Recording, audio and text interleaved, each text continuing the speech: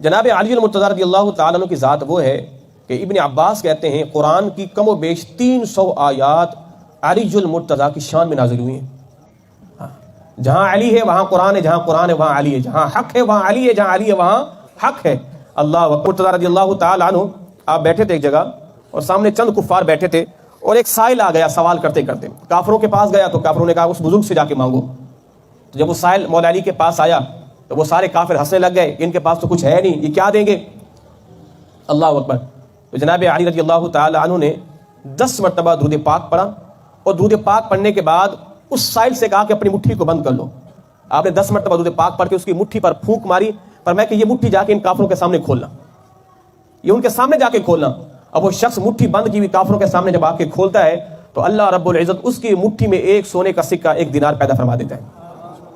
جب حضور نے صحابہ کرام میں رشتہ مواخات پیدا کیا تھا نا، انصار اور مہاجرین کو بھائی بھائی بنایا، تو جناب علی کی ذات رہ گئی تھی۔ حضور آپ نے مجھے کسی کا بھائی نہیں بنایا، تو میرے مدنی آقا نے فرمایا اے علی تم میرے بھائی دنیا کے اندر بھی اور آخرت کے اندر بھی ہو۔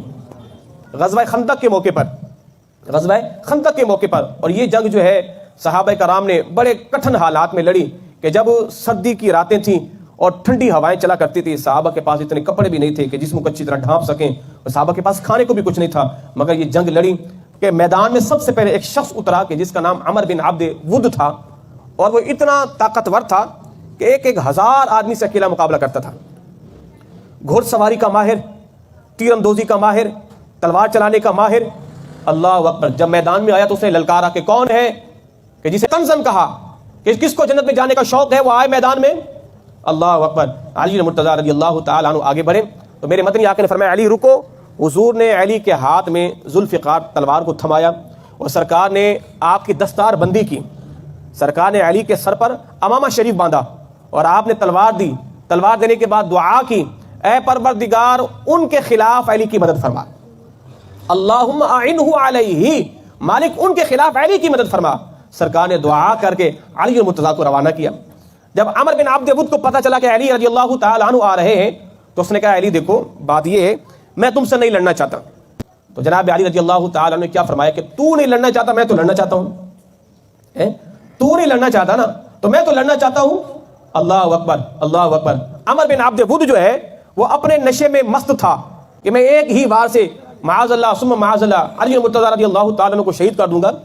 تو وہ شخص جو ہے اپنے گھوڑے سے نیچے اتر کے اپنا گھمنڈ دکھاتے ہوئے اپنی تلوار مار کے اپنے گھوڑے کے دونوں پاؤں کاٹ دیتے ہیں۔ اس زوردار وار کیا، جناب علی رضی اللہ تعالی عنہ نے اس کے وار کو اپنی ڈھال پہ روکا۔ تلوار اتنی سخت تھی کہ وہ ڈھال کو کاٹتے ہوئے علی المرتضیٰ رضی اللہ تعالی عنہ کے کندھے کو جا کے وہ زخمی کر دیتی ہے۔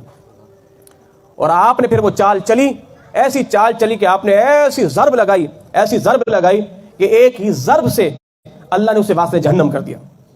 صحابہ کرام کہتے ہیں وہ لڑائی اتنی خطرناک تھی کہ اتنا دھواں اٹھا، اتنا دھواں اٹھا کہ صحابہ کرام کہتے ہیں اس دھوئیں کے اندر آوازیں آنا بند ہو گئی، اور صحابہ کرام کہتے ہیں ہم ڈر گئے اللہ نہ کرے کہیں علی المرتضیٰ شہید تو نہیں ہو گئے۔